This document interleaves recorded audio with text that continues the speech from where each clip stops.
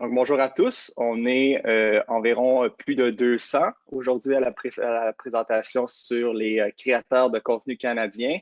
La présentation est en marge d'une série sur la jeunesse qu'on fait à propos de l'étude jeunesse de Léger. Donc, c'est le quatrième webinaire d'une série de quatre. C'est le dernier.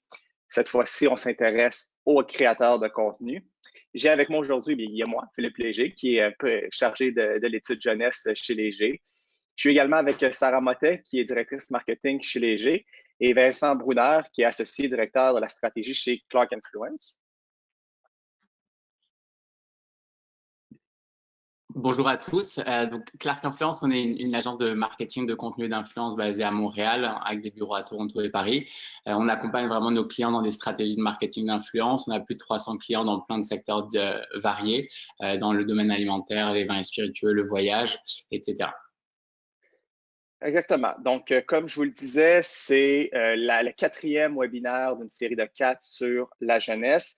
Avant de commencer, la présentation va durer environ 1 heure. Et puis, dans la section en bas, vous avez une section questions. Donc, à la fin, Sarah, moi et Vincent, on va répondre à vos différentes questions que vous avez durant la présentation.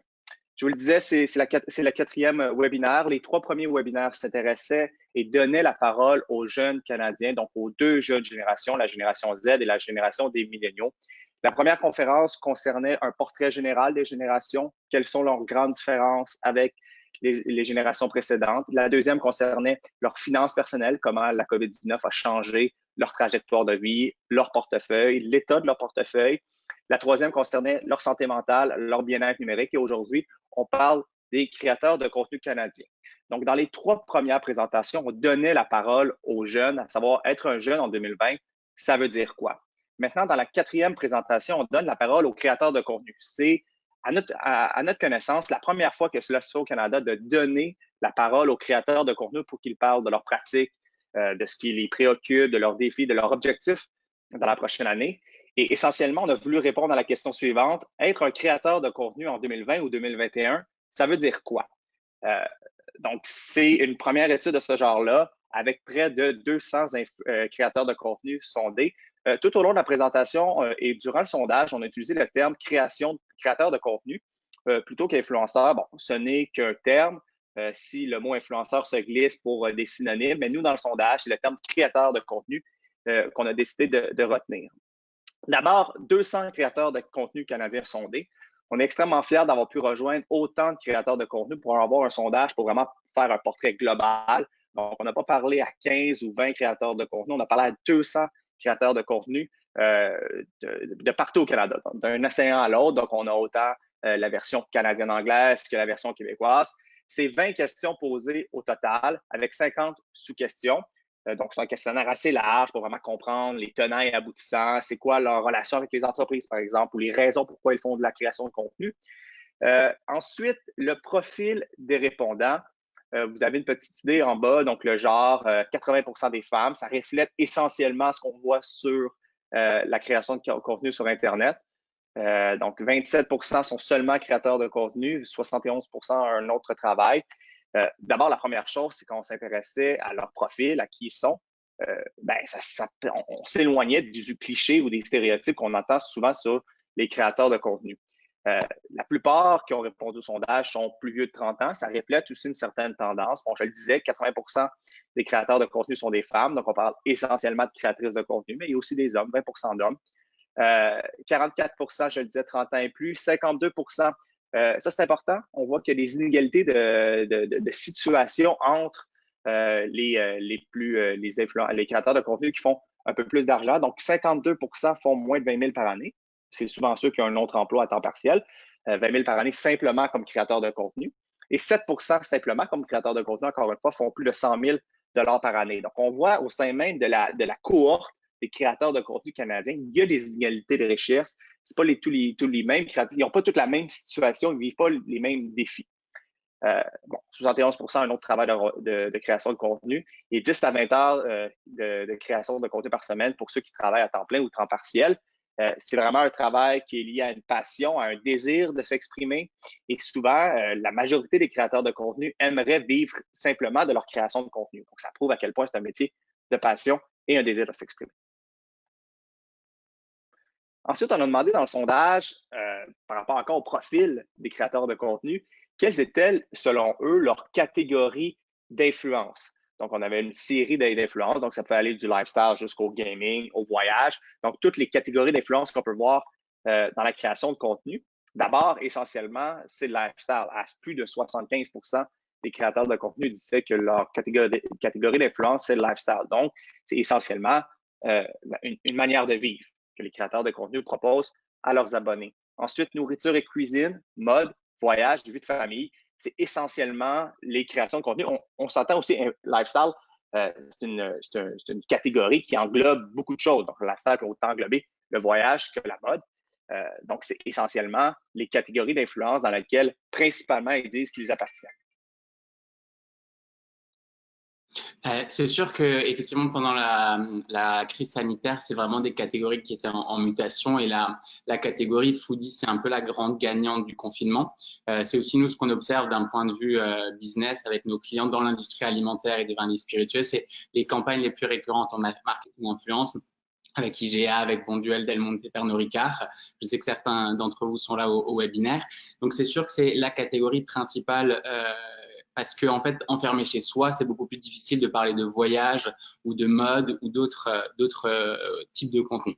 En revanche, il faut quand même avoir en tête qu'il y a des possibilités et que tout le monde peut avoir sa carte à jouer grâce au marketing d'influence. Par exemple, à la fin de la première vague de la Covid, on a fait une campagne avec les hôtels Fairmont pour encourager le tourisme local parce que les Québécois voulaient aussi découvrir la province. On a fait une campagne pour faire découvrir le château Montebello et certains autres hôtels Fairmont dans la province. Donc, c'est intéressant aussi d'avoir ça en tête, surtout en 2021, on va encore être pas mal au sein de la province. Il y a des opportunités à jouer pour plusieurs acteurs dans l'industrie avec le marketing d'influence. Exactement, merci Vincent. Puis dans le fond, aujourd'hui, on va séparer cette présentation en deux volets. Le premier volet, c'est vraiment au niveau des plateformes qu'ils utilisent. Quel type de revenus est-ce qu'ils en tirent? C'est quoi leur plateforme favorite? Évidemment, on ne peut pas parler de créateurs de contenu sans plateforme, donc ça va de soi. Puis par la suite, on va rentrer plus dans le côté personnel des influenceurs, leur motivation, leurs revenus, comment est-ce qu'ils travaillent, leur collaboration avec les entreprises. J'imagine que c'est surtout cette section-là qui intéresse les participants aujourd'hui. Donc, plongeons dans le contenu d'abord au niveau des plateformes. Donc, on a posé la question, quelle plateforme utilisez-vous pour créer du contenu? Ce qu'on voit d'emblée, c'est que Instagram est au premier rang. C'est vraiment la reine des plateformes de création de contenu. 100% des répondants ont dit qu'ils l'utilisaient avec une moyenne d'abonnés quand même assez élevée, suivi de Facebook à 70%, qui est davantage utilisé comme un complément pendant des campagnes. Ou qui va plus fonctionner, par exemple, dans des groupes, dans des groupes d'âge également un petit peu plus vieux. Donc, c'est une plateforme qui va vraiment venir en complément. Suivi de YouTube, on va parler plus précisément aujourd'hui de Instagram et de YouTube et c'est très intéressant de voir la différence de l'utilisation de la plateforme et les raisons derrière. Et tout au bas, je vais passer sur Pinterest et Twitter parce que ce n'est pas nécessairement des plateformes qui sont utilisées pour faire des campagnes d'emblée. Encore une fois, c'est plus en complément ou en usage personnel. Mais TikTok, évidemment, qui se taille une place, Vincent va en parler tantôt, mais c'est la grande gagnante du confinement cette année. 30% des utilisateurs disent l'utiliser de notre sondage, encore une fois. Donc, c'est encore bas. On s'attend à ce que ça grandisse un petit peu. TikTok, au Canada, on est peut-être un petit peu en retard. Comparé aux États-Unis, ça arrive tranquillement ici. Mais la moyenne d'abonnés est quand même impressionnante, quand même à 44 000. Donc, plongeons tout de suite dans Instagram. On le dit, c'est la plus populaire. 100% des créateurs de contenu s'y retrouvent et c'est aussi la plus payante. Et c'est pour ça que c'est intéressant autant pour les créateurs de contenu que pour les marques. 79% affirment qu'Instagram est la plateforme la plus payante pour eux. On leur a demandé en général combien est-ce que vous chargez pour une publication, pour une story sur Instagram. Évidemment, ce sont des moyennes. On n'a pas ici les conditions, des briefs, des exclusivités que les compagnies parfois demandent. Donc, c'est vraiment une moyenne, mais ça peut nous donner une idée quand même du prix qui peut être chargé sur ces plateformes-là.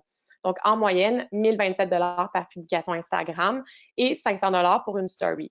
Fait intéressant, à partir de 50 000 abonnés et plus, les prix augmentent. Donc, il y a vraiment une stabilité au niveau des abonnés. Encore une fois, on ne sait pas le taux d'engagement de cet influenceur-là ou de ce créateur de contenu-là. Donc, c'est vraiment pour nous donner une idée qu'à partir d'un certain nombre de followers, quand même, bien, il y a un step qui est pris finalement. À 50 000 abonnés et plus, les chances que la création de contenu soit ton seul emploi et que tu gagnes plus de 50 000 $ par année augmentent significativement. Donc, il y a vraiment une stabilité qui arrive, encore une fois, avec un nombre d'abonnés qui est plus grand sur cette plateforme-là. C'est aussi la plus prometteuse. 61 % des créateurs de contenu estiment qu'Instagram va rester la plateforme la plus prometteuse pour l'avenir. C'est intéressant également de la comparer avec TikTok et YouTube qui sont plutôt à 11 %. Est-ce que TikTok va grandir dans les prochaines années selon eux? C'est à voir, mais pour l'instant, c'est vraiment Instagram qui est reine. Donc, qu'est-ce qu'on doit retenir de cette plateforme-là selon les influenceurs, selon les créateurs de contenu? C'est les 3 P, très simple, la plus populaire, la plus payante et la plus prometteuse. Petit point pour faire le lien avec les exemples que Vincent va nous montrer. Autre raison pourquoi est-ce que Instagram, c'est la plus payante et la plus prometteuse, c'est aussi parce qu'elle est excessivement flexible et qu'elle est vraiment axée sur le shopping, sur l'achat en ligne. Vous avez pu le voir si vous avez Instagram sur votre téléphone, la dernière version qu'on a est carrément orientée vers l'achat, même que publier une photo ou une story maintenant, c'est quasiment mis de côté, hein, c'est rendu en haut à droite, il faut quasiment le chercher dans l'application pour trouver comment faire. Donc, c'est vraiment l'expérience utilisateur, le e-commerce qui est mis au centre de l'application et ça, c'est favorable pour les marques. C'est sûr qu'on veut vouloir investir quand l'achat est plus facilité sur cette plateforme-là. Oui, pour compléter ce que Sarah disait, c'est vrai que le 100% le 100% qui sort du fait que les créateurs soient 100% présents sur Instagram, c'est vraiment peu étonnant parce que c'est vraiment la plateforme qui a une hégémonie. Instagram, depuis 10 ans, on a célébré les 10 ans de la plateforme l'année dernière. Depuis 10 ans, ils n'ont jamais cessé d'évoluer, de s'adapter vraiment aux besoins des abonnés en optimisant toujours les formats, les fonctionnalités, les filtres. Puis c'est assez marrant parce que souvent, Instagram s'inspire de ses concurrents. Par exemple, le format Story, qui est un des formats phares de la plateforme, qui est en haut de la plateforme quand vous connectez sur l'application. C'est un format qui, à la base, vient de Snapchat. Le fondateur d'Instagram avait admis qu'il avait pris le concept à Snapchat, mais qu'il l'a mis à sa sauce sur la plateforme Instagram pour en faire quelque chose de beaucoup plus populaire. C'est un peu la même chose pour le format des réels, les vidéos courtes.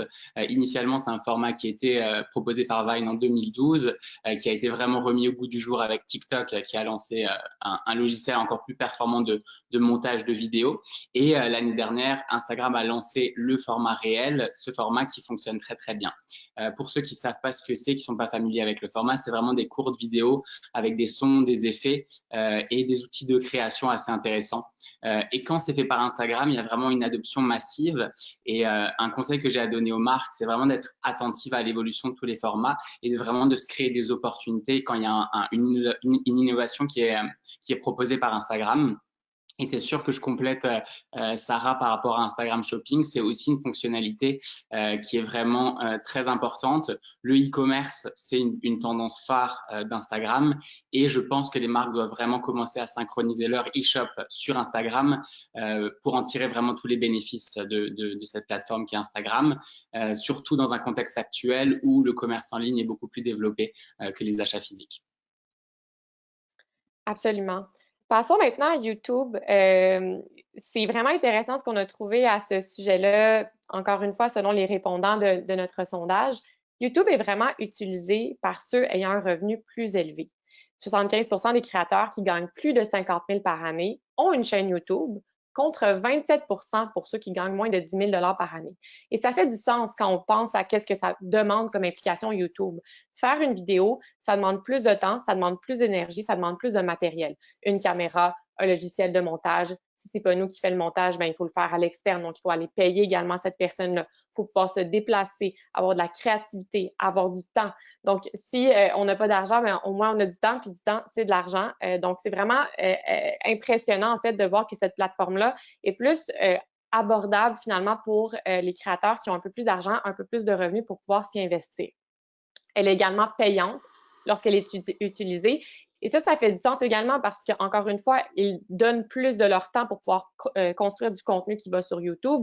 Ça va de soi que les montants suivent et donc qu'ils chargent un peu plus cher pour produire une vidéo, par exemple, sur YouTube qui est commanditée. Donc, en moyenne, les créateurs chargent plus pour du contenu commandité sur YouTube que sur Instagram.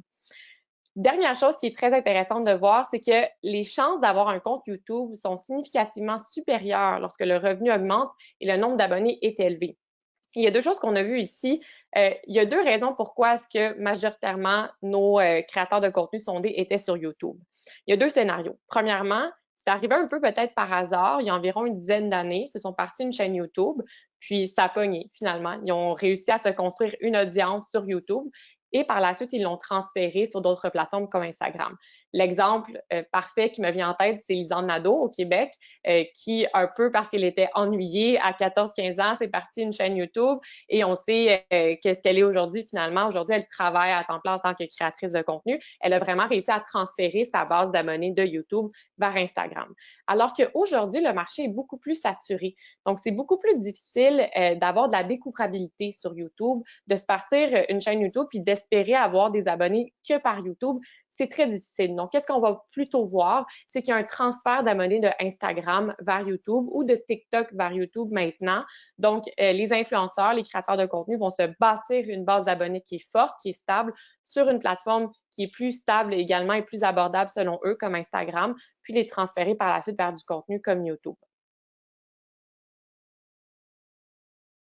Ouais, ce qui est intéressant de voir dans l'étude, en fait, c'est de voir que ce 75% de personnes qui sont sur YouTube gagnent des revenus élevés et aussi que ces personnes sur YouTube n'ont pas forcément d'activité professionnelle à côté. En fait, ça s'explique assez facilement parce que être youtubeur, c'est quasiment un job à temps plein. Pour construire une audience sur YouTube, ça demande énormément de travail. Je vais citer Cynthia Julis qui a sorti une vidéo il y a 3 jours sur ses 10 ans sur YouTube. Elle disait il y a beaucoup d'appelés mais peu d'élus. C'est vrai parce que ça demande énormément de travail de construire et de fidéliser une audience sur YouTube. On a mis 2 exemples. Une vidéo qu'on a fait en partenariat avec l'Office de tourisme de Guadeloupe chez Clark, où on a envoyé des influenceurs dans les îles de la Guadeloupe pour faire découvrir la destination au public québécois. Et c'est sûr que c'est un vlog qui va durer 20 minutes, donc ça n'a rien à voir avec une photo prise sur Instagram. Il y a vraiment un concept, un storytelling, du montage, de la colorisation, une histoire qu'on va raconter dans ce type de vidéo. J'ai pris un autre exemple qui n'est pas un exemple sponsorisé, mais une vidéo d'Émile Roy où il fait l'analyse de 40 livres à lire en quarantaine. C'est une vidéo qui dure 41 minutes. Donc, c'est énormément de travail, d'analyse et de réflexion pour produire ce type de contenu sur YouTube. Et ça explique aussi pourquoi la plateforme est beaucoup plus chère qu'Instagram. Absolument. Bon, parlons de TikTok, qui est toujours très intéressant à suivre. C'est intéressant de voir que parmi les gens qui ont répondu au sondage, quand même, une forte majorité, en fait, pas une forte majorité, mais il y a une forte propension chez les plus jeunes à utiliser ce réseau social-là. C'est ce qu'on va voir également au niveau de l'utilisation, au niveau des utilisateurs là, qui sont pas nécessairement créateurs de contenu. Donc, 50% des répondants de notre sondage utilisent TikTok chez les 18 à 24 ans, mais il faut quand même pas sous-estimer l'autre 50% qui est quand même chez les 25 ans et plus. Donc, oui, il y a vraiment une forte concentration chez les 18-24 ans, mais il y a l'autre 50% quand même des 25 ans et plus à ne pas oublier. Il y a une forte capacité à générer des abonnés. On l'a mentionné un petit peu plus tôt. Ils ont en moyenne déjà 44 000 abonnés alors que c'est un réseau social assez jeune. Par contre, présentement, incapacité à en tirer des revenus, 0% tirent majoritairement des revenus grâce à TikTok et 9% vont commencer à en tirer. Donc, c'est le temps, je dirais, peut-être d'investir dans cette plateforme-là, autant au niveau des créateurs de contenu que pour les marques. Il y a vraiment une ouverture du marché.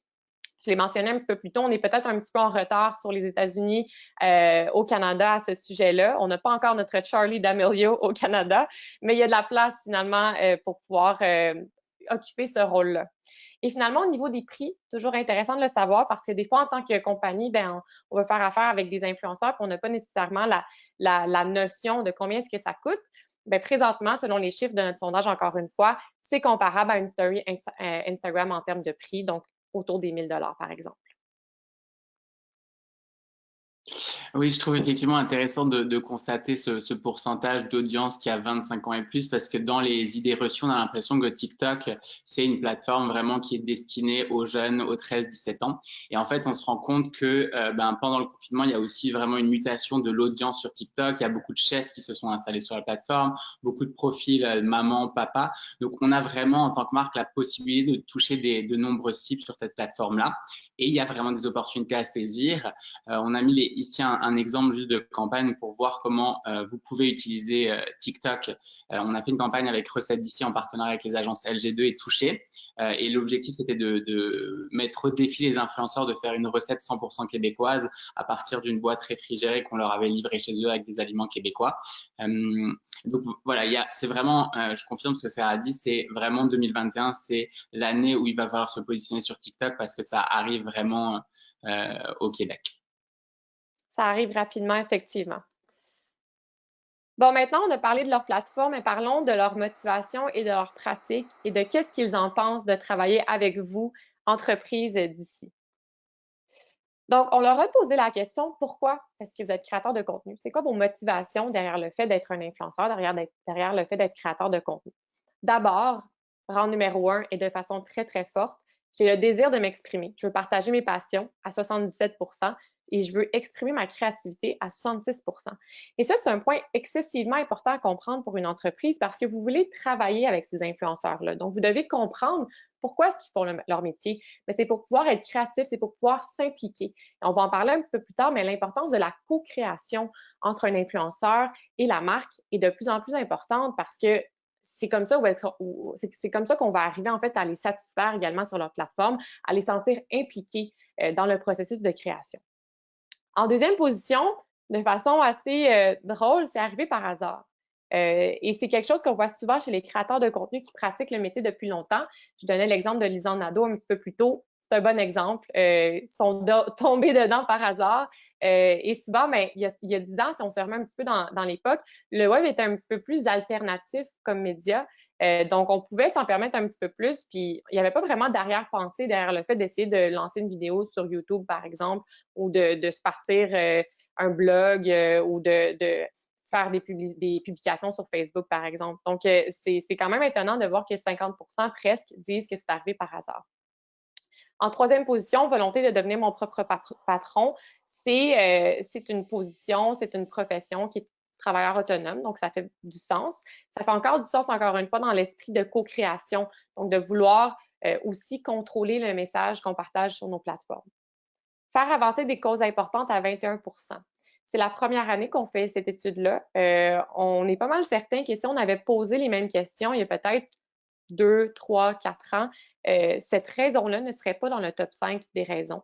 On va en parler plus tard, mais il y a vraiment une émergence en 2020, un petit peu d'un discours un peu plus activiste finalement sur les médias sociaux par nos créateurs de contenu. Donc, en 2020, de nouveaux créateurs de contenu engagés. Et c'est une raison plus populaire également chez ceux qui ont vu une augmentation d'abonnés dans la dernière année. Donc, souvent, c'est des comptes qui ont grandi dans la dernière année, notamment parce qu'ils ont pris position sur des enjeux présents dans l'actualité. Et finalement, pour faire une carrière dans les médias traditionnels à 9 c'est une raison qui est beaucoup plus présente chez les 30 ans et plus.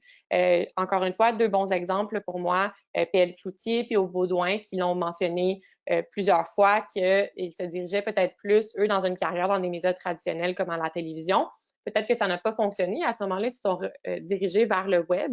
Puis encore une fois, il y a 10 ans, 15 ans, si on se repositionne, c'était alternatif.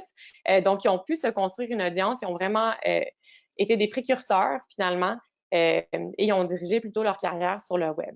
C'est une raison qui est inexistante chez les 18 à 29 ans. Donc, c'est quand même impressionnant de voir que les médias traditionnels, peut-être dans leur tête, n'ont pas nécessairement une meilleure place que sur le web.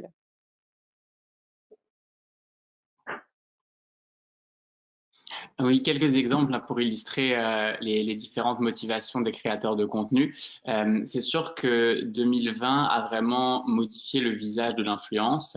Il y a vraiment quelque chose qui s'est passé avec le mouvement Black Lives Matter, la crise de la Covid, les dénonciations sur les violences sexuelles. Il y a vraiment quelque chose de beaucoup plus sociétal, un enjeu beaucoup plus sociétal qui a été pris en main par les créateurs de contenu. Un exemple, c'est Jessica Prudencio ou Juliette Bélanger qui vraiment adressent ce type de problématique de société. Les créateurs font vraiment entendre leur voix sur ces sujets et de la même manière, les consommateurs veulent aussi que les marques s'engagent. En fait, quand une marque va prendre position et veut faire une campagne d'influence, il faut s'assurer vraiment que les créateurs supportent les mêmes valeurs que la marque. Il y a un exemple assez intéressant avec Sephora qui a décidé par exemple de mettre 15% de leurs étagères 15% de leurs étagères sont maintenant pour des personnes de la communauté noire. Et donc, c'est intéressant de travailler avec des personnalités qui parlent de racisme et d'antiracisme depuis plusieurs années, qui ont vraiment quelque chose à dire, et pas forcément juste parce que c'est trendy, mais qui sont des activistes depuis plusieurs années. C'est le cas de Jessica Prudencio. Donc, ce genre de partenariat, c'est intéressant de les créer en ce moment. Puis pour illustrer le passage des médias traditionnels au web, on a un exemple de Maman Caféine. Je pense qu'elle était élue personnalité préférée par un autre sondage léger il y a quelques années. Et donc elle est passée des médias digitaux et elle a aujourd'hui son émission de télé sur Canal Vie qui s'appelle Mère à bout. Ça marche aussi parfois dans le sens inverse. Vous avez aussi les personnalités d'OD qui, elles, passent de la télé, mais qui deviennent ensuite des influenceurs digitaux. Mais ça ne veut pas forcément dire que ces personnalités d'OD aussi utilisent leur influence pour des raisons sociétales. On le voit avec Catherine Paquin, par exemple, qui, elle, de formation, était infirmière et pendant la crise de la Covid, a décidé d'emmener son audience avec elle dans les hôpitaux pour donner une main aux infirmières qui étaient en sous-capacité. Donc, c'est intéressant de voir ces parallèles aussi entre la télévision et les médias traditionnels. Juliette Bélanger était à la base sur les réseaux sociaux. Aujourd'hui, elle est aussi invitée à écrire dans des médias traditionnels comme dans Le Devoir. Donc, c'est peu étonnant qu'il y ait ces envies-là aussi de la part des créateurs.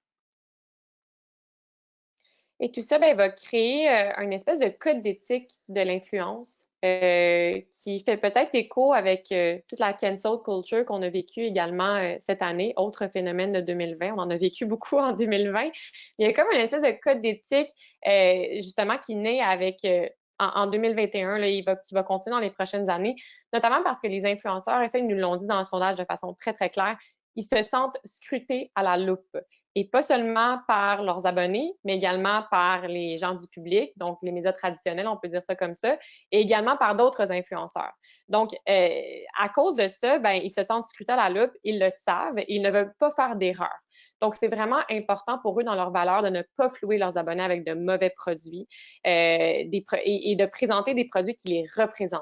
Donc, les valeurs qu'ils proposent, eux, sur leur plateforme, les valeurs qu'ils montrent, ce sont leurs vraies valeurs à eux et ils veulent pouvoir présenter des produits qui sont en harmonie avec ce qu'ils présentent. Et encore une fois, on ramène l'idée de co-création. C'est important de pouvoir parler avec notre créateur de contenu et de ne pas le traiter nécessairement juste comme un poster qu'on met sur l'autoroute, parce que c'est pas ça. C'est une audience qu'on crée bâtie justement sur des valeurs, bâtie sur une personnalité. Il faut que votre produit ou votre service s'intègre de manière organique finalement à leur contenu. Et finalement, 44% se sentent obligés de prendre position sur des enjeux sociaux.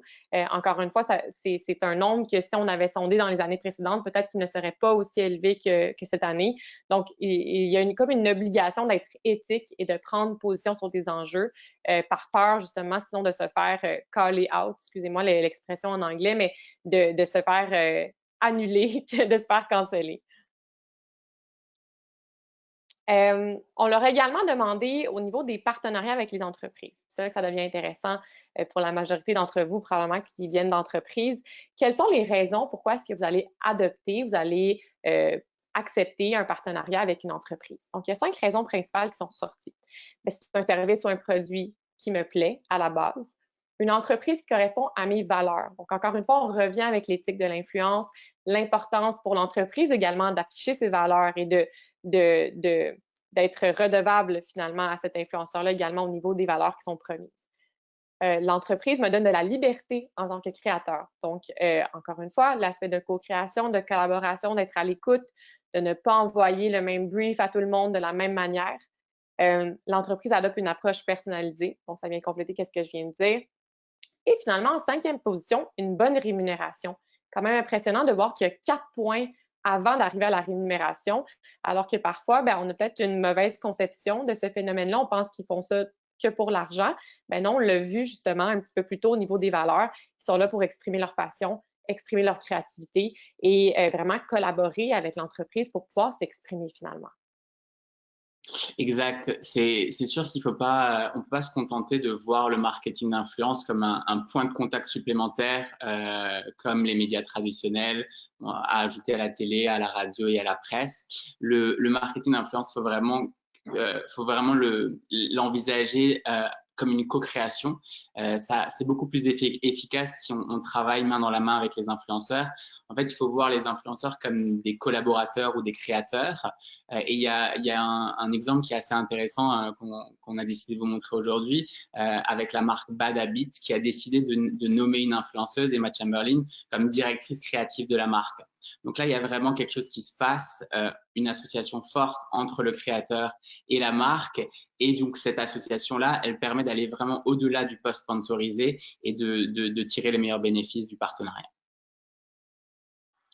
Exactement. Au niveau des défis et stress, c'est important également pour nous de comprendre au niveau personnel et au niveau professionnel, quels sont les stress qu'ils ressentent. On a évidemment parlé d'être scruté à la loupe. C'est un des stress, c'est une des préoccupations qu'ils nous ont partagées. On a identifié deux autres stress dans ce qu'ils nous ont confié qui sont assez parlants et qui sont vraiment personnalisés à leur profession. Ce n'est pas des stress qu'on peut vivre nécessairement dans d'autres professions. Donc, le stress vis-à-vis les algorithmes causés par les médias sociaux, le stress relatif à mes statistiques. Donc, il y a quand même deux choses ici dont ils ne contrôlent pas. Il n'y a pas de guide nécessairement public au niveau des algorithmes. Vincent va nous faire un petit topo quand même pour qu'on comprenne de quoi est-ce qu'on parle ici. Mais l'algorithme est très volatile, dépend de la plateforme également qu'on utilise, peut changer à tout moment. Il n'y a pas d'avertissement qui se fait nécessairement au créateur. Donc, il y a vraiment un stress qui est vécu par rapport à ça. Les autres stress, on ne les a pas nécessairement mis de l'avant parce que c'est des stress qui sont un peu vécus par n'importe qui au niveau du travail. Donc, je manque de temps, je travaille trop, les autres réussissent mieux que moi, j'ai un stress financier, jugement par rapport à mon travail. Ouais, je vais juste rappeler rapidement comment fonctionne l'algorithme. Donc, en fait, il y a trois critères principaux. D'abord, l'intérêt, la relation et la récence des publications. L'intérêt, en fait, c'est en fonction de l'historique de votre activité. Donc, c'est une intelligence artificielle qui détecte le type de contenu qui est proposé par un créateur. Et si vous êtes engagé avec des contenus similaires, c'est des contenus, par exemple, de cuisine, il va vous le proposer plus facilement parce que vous avez un intérêt pour ce type de contenu. Le deuxième facteur, c'est la relation. Donc, c'est vos amis et vos familles. En fait, Facebook et Instagram veulent quand même proposer les contenus de vos proches. Donc, c'est sûr qu'il ne peut pas le déterminer comme ça, mais c'est les personnes avec qui vous avez eu des interactions privées, soit des messages privés, soit des personnes que vous avez identifiées dans vos publications, et donc il sait que vous les connaissez dans la vraie vie. Donc, il va aussi prioriser ces contenus quand vous connectez sur l'application. Et dernier critère, c'est la récence. Évidemment, Instagram préfère pousser une publication qui a été publiée ce matin ou il y a quelques heures plutôt qu'une publication qui a été faite il y a une semaine. Et donc, c'est pas étonnant, en fait. L'algorithme aussi, le dernier critère, c'est vraiment la performance des publications. Donc, en fait, quand une publication a beaucoup d'engagement, l'algorithme va aussi la proposer de manière beaucoup plus ample à l'audience. Et donc, c'est pas étonnant de voir les chiffres qu'on voit dans l'étude de Léger. C'est normal que ça débouche sur des stress variés parce que il y a une pression de la fréquence. Les créateurs doivent publier chaque jour. Et il y a aussi une pression de la performance parce que c'est un cercle vertueux. Si le contenu est de qualité, il y a beaucoup plus d'engagement. Et donc, en fait, ça montre que les créateurs doivent toujours produire de la qualité dans un temps record. Sinon, l'algorithme a tendance à les mettre de côté. Exactement. On est presque sur la fin de la présentation. On voulait parler également de leurs finances, des revenus qu'ils font en tant que créateurs de contenu et surtout de faire la comparaison entre 2019 et 2020. Donc, c'est quand même impressionnant de voir que la majorité des influenceurs à qui on a parlé, encore une fois, parmi les 200 influenceurs qu'on a sondés, 58 aujourd'hui en 2020 font moins de 30 000 donc, souvent, ça va être compensé avec un autre emploi à temps partiel ou un autre emploi à temps plein et faire de la création de contenu de côté. Et quand même, 15 font entre 30 000 et 60 000, 9 de 60 000 et 100 000, 9 en haut de 100 000. qu'est-ce qui est impressionnant de voir ici, c'est que entre 2019 et 2020, ça n'a pas vraiment changé au niveau des revenus. C'est quand même assez stable, comme vous pouvez le voir. Et c'est impressionnant de voir que quand même en 2020, qui a été une année où est-ce que les entreprises ont été en crise et donc que les budgets marketing ont vraiment été rapetissés, les revenus au niveau des influenceurs sont quand même restés stables. Donc, on voit qu'il y a quand même le désir de continuer d'investir puis de continuer de travailler avec des créateurs de contenu sur les plateformes. On peut s'attendre également en 2021, on verra si on refera l'étude l'année prochaine, mais si jamais on la refait, à ce que le volume justement de revenus augmente dans les catégories, dans les 30 000 et plus, 60 000 et plus, 100 000 et plus. Notamment parce que, bien, vous le savez tous, vous êtes probablement tous à la maison en ce moment, on va se déplacer de moins en moins. Donc, pour une entreprise, ça va être beaucoup plus pertinent d'aller investir dans le numérique. Et une partie du numérique, bien, c'est évidemment les créateurs de contenu. Donc, on peut s'attendre dans les années prochaines à ce que les revenus des influenceurs augmentent. Conséquences quand même positives de la pandémie sur les influenceurs, sur leur métier. Évidemment, on retrouve les gens où est-ce qu'ils sont en travaillant avec des créateurs de contenu. On a des audiences qui sont très ciblées. Les entreprises ont investi davantage d'argent sur les plateformes numériques, je l'ai mentionné, au niveau des budgets marketing qui vont plus se focusser sur le web. Et le métier continue de se professionnaliser, évidemment, avec les années. Il ne faut pas oublier que c'est un métier qui est quand même assez jeune, ce qui va créer des campagnes qui sont mieux financées, mieux encadrées, plus performantes. Finalement, petit récapitulatif, parce que là, on vous a donné beaucoup de contenu, mais on voulait résumer qu'est-ce qu'on vient de dire en 5 points majeurs. Et c'est intéressant parce qu'on a posé une question ouverte aux créateurs de contenu qui ont pris le sondage. On leur a demandé comment est-ce que vous envisagez votre métier dans l'avenir? Comment est-ce que vous envisagez le métier de créateur de contenu dans les années prochaines? Donc, ils nous ont répondu 5 choses. Premièrement, ils ont confiance en l'avenir de l'industrie. On a pris des vrais verbatims, là, des vraies citations qu'ils nous ont dit, des vraies réponses dans le sondage. Nous sommes la nouvelle phase du marketing, nous allons remplacer les médias traditionnels. C'est très fort comme affirmation, mais c'est quand même un résultat qui revenait plusieurs fois dans les réponses, pas nécessairement formulé de la même manière, mais il y avait la notion du fait que s'ils ne vont pas les remplacer, du moins, ils vont être à égalité. Puis on voit quand même, justement, on l'a mentionné plusieurs fois dans la présentation, cette espèce de transfert entre certains créateurs de contenu vers des médias traditionnels, vers des plateformes plus traditionnelles pour pouvoir s'y exprimer. Deuxièmement, ils sont nerveux face à la compétition. On a mentionné la saturation du marché. C'est difficile de se créer une audience aujourd'hui. C'est difficile de partir sur YouTube. Il vaut mieux partir sur des plateformes comme Instagram, par exemple. Mais même là, il y a une saturation du marché. Encore une fois, une réponse qui est revenue plusieurs fois. Je suis nerveuse pour l'avenir de ma carrière, pas de l'industrie. Donc, on a mentionné que l'industrie va bien, mais est-ce que je vais continuer de percer? Est-ce que je vais continuer d'augmenter justement mes statistiques, mon nombre d'abonnés? C'est là où est-ce qu'il y a un petit peu plus de stress.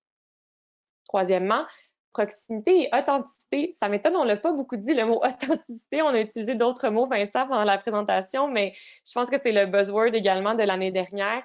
L'importance de l'éthique, l'importance de l'authenticité et du respect envers nos abonnés, de ne pas les flouer, de présenter des produits dans lesquels ils croient pour de vrai, de présenter des produits dans lesquels ils partagent les valeurs de l'entreprise. C'est vraiment très important pour eux. Quatrièmement, il y a une incompréhension envers leur travail, encore une fois. J'ai l'impression de ne pas être compris et respecté autant par les gens que les entreprises. Et là, encore une fois, on ramène l'idée de la co-création, de pouvoir communiquer avec le créateur de contenu ou encore une fois de passer par une agence, comme par exemple, on parlait de Clark, évidemment, Vincent, au début de la présentation, qui connaissent ces influenceurs-là, qui comprennent leur métier et qui peuvent vous aiguiller tout au long du processus, évidemment. Et finalement, activiste et prise de parole, je veux être une source d'information fiable et authentique, une voix dans les médias. On en a parlé beaucoup. C'est vraiment en 2020 l'année où est-ce qu'ils prennent position. Ce n'est pas exactement ce qu'on voyait dans les années précédentes. Du moins, il y en avait beaucoup moins. Donc, ils vont vraiment plus avoir peur de s'exprimer sur leur plateforme et de devenir des porte-paroles, de prendre position dans les médias sur des sujets d'actualité. Ça conclut la présentation d'aujourd'hui. Ça résume pour nous bien les idées qu'on vous a présentées aujourd'hui et on va passer tout de suite à la période de questions. Donc, je le répète un peu comme Philippe l'a dit au départ, vous avez sur votre droite une petite boîte qui s'appelle « Questions » où est-ce que vous pouvez poser des questions et puis on va tenter d'y répondre le mieux que possible. On a encore quelques minutes devant nous.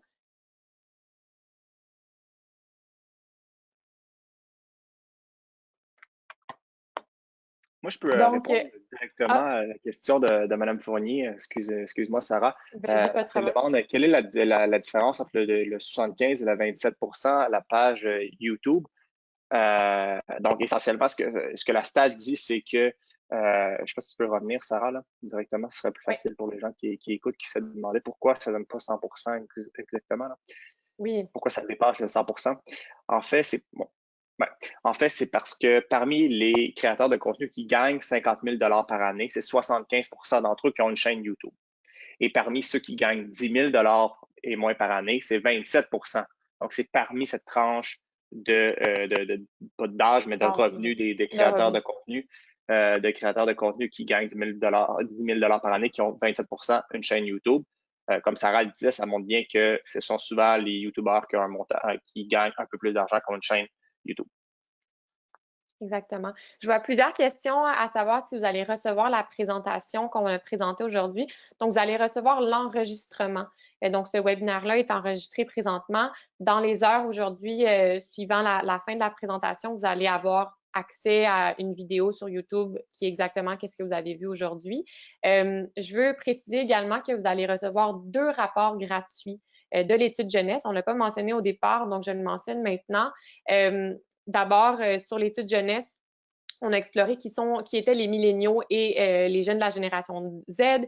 Qui sont-ils? On a parlé de santé mentale, de leur motivation, de leur anxiété face au numérique, face à la COVID-19 également.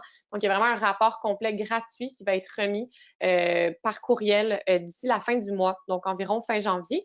Et il y a également un rapport sur les créateurs de contenu. Donc, le contenu qu'on vous a présenté aujourd'hui, ce ne sera pas exactement cette présentation-là, mais évidemment, ça va reprendre les mêmes chiffres. Vous allez recevoir un rapport encore une fois par courriel, début février, un rapport gratuit que vous allez pouvoir conserver.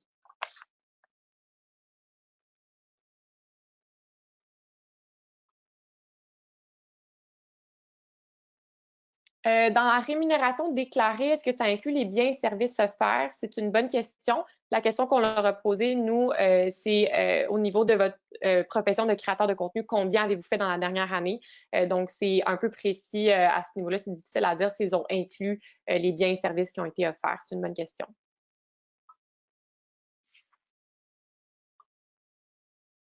Peut-être une question pour toi, Vincent. En termes de statistiques et d'analyse, est-ce que TikTok est semblable à ce dont on est habitué sur Instagram? C'est une plateforme assez récente, donc on n'a pas le même niveau d'analyse dans les statistiques à l'heure actuelle, mais c'est vraiment en train de se professionnaliser.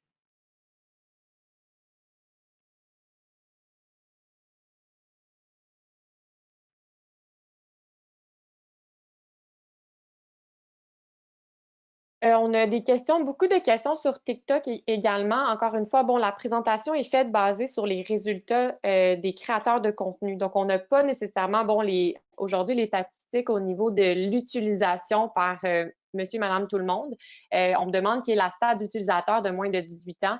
Dans le sondage, on a vraiment sondé des gens de 18 ans et plus.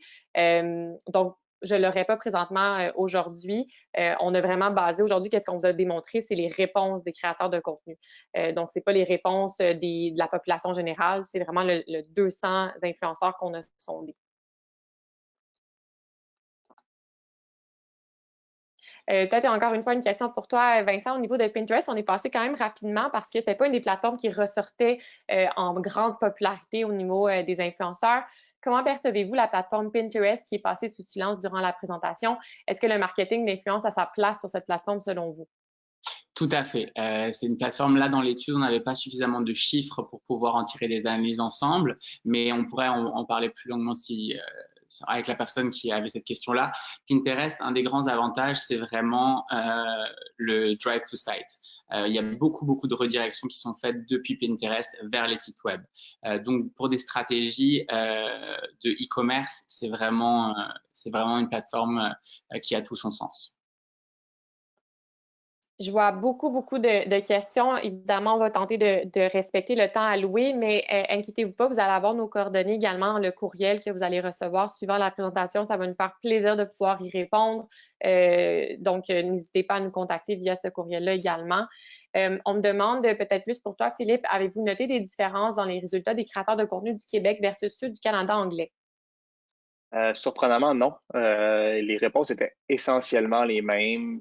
Il y avait essentiellement les mêmes angoisses, les mêmes appréhensions, puis les mêmes défis. Il n'y avait pas de différence significative en termes des deux cultures. On observait que c'était essentiellement les mêmes réalités que les créateurs de contenu dans le reste du Canada et au Québec vivaient. Puis je peux même ajouter, on a présenté plutôt dans les 3 webinaires de cette série-là les résultats sur un portrait des milléniaux et de la génération Z. C'est le même constat qu'on avait également. Un jeune qui habite au Québec ou un jeune qui habite en Alberta, ils ont les mêmes préoccupations, ils vivent sensiblement la même vie. Donc, on peut voir ça se répercuter également sur les créateurs de contenu. Je vois une question, qu'en est-il des faux abonnés en 2021? Je pense que la question des faux abonnés, c'est une question presque qui appartient au passé. Je pense qu'on est sur d'autres enjeux. Les faux abonnés, la majorité des agences, nous y compris, mais la majorité des agences au Canada font vraiment des études sur la qualité des audiences. Donc, on va très vite remarquer si un influenceur a acheté des abonnés, a acheté des likes, parce qu'il y a des courbes auxquelles on a accès. Donc, c'est une question qui appartient un peu au passé. Et aujourd'hui, en 2021, on s'interroge plus sur la légitimité. Est-ce que c'est des influenceurs qui justement sont légitimes à prendre la parole et ont des vraies valeurs qui peuvent s'associer avec les valeurs de nos clients? C'est une question qui revient également une autre fois. Quel conseil pour trouver un influenceur en s'assurant de son pedigree? Donc, vraiment de ses vraies valeurs, de son identité. Ça répond un peu à ce que tu viens de mentionner, Vincent. Là.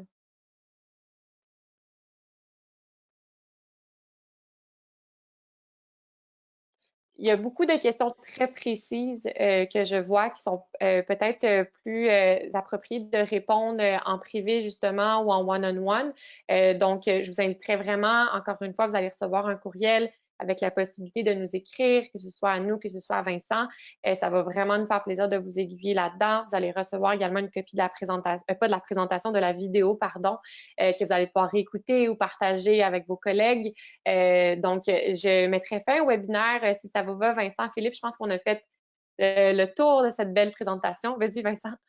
Un dernier point, je vois aussi il y avait des Oui. questions sur Podcast, mais il y en avait aussi sur TikTok et même sur Twitch, donc d'autres plateformes. Juste Oui. pour vous dire, il y a des plateformes qu'on n'a pas évoquées, c'est pas parce qu'elles sont pas importantes, c'est parce que vraiment dans le sondage, on n'a pas eu les résultats nécessaires, mais par contre, vous pouvez nous écrire en privé, nous on sera à l'aise et à votre disposition pour vous répondre sur l'ensemble des plateformes. Absolument. Encore une fois, évidemment, il y en a une multitude de plateformes. Mais ici, on faisait un portrait. Donc, on ressortait vraiment les plus populaires et les plus utilisés. Donc, c'est ainsi que va se terminer ce webinaire. Tel que promis, on vous libère en deçà d'une heure. Donc, je le répète, vous allez recevoir une copie de la présentation par courriel, également 2 rapports qui vont suivre entre le mois de janvier et de février. Ça va nous faire plaisir de répondre à vos questions en privé. Donc, vous allez avoir une option pour pouvoir nous écrire. Merci beaucoup de votre participation à ce dernier webinaire de la série sur la jeunesse. Merci beaucoup, Vincent. Merci, Philippe, également, de votre contribution, de vos insights. Ça a été vraiment très intéressant. Merci tout le monde. On a été presque 300 aujourd'hui ensemble. Donc, merci d'avoir pris le temps d'assister à cette présentation. Et puis, on se retrouve dans une prochaine présentation ou sinon l'année prochaine, peut-être pour la 2e édition de cette étude. On espère. Merci beaucoup. Bonne journée. Bonne journée.